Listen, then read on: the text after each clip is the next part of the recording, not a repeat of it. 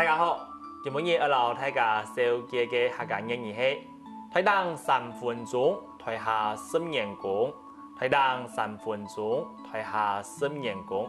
在電視轉播度上，你會看到你嘅黎明選手王建民在台聯盟度上拿到當好嘅薪水，但係你有想過冇？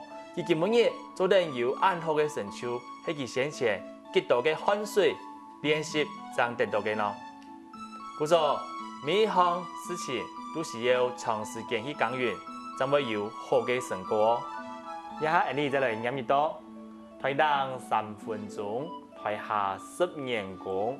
台當3分鐘，台下10年功。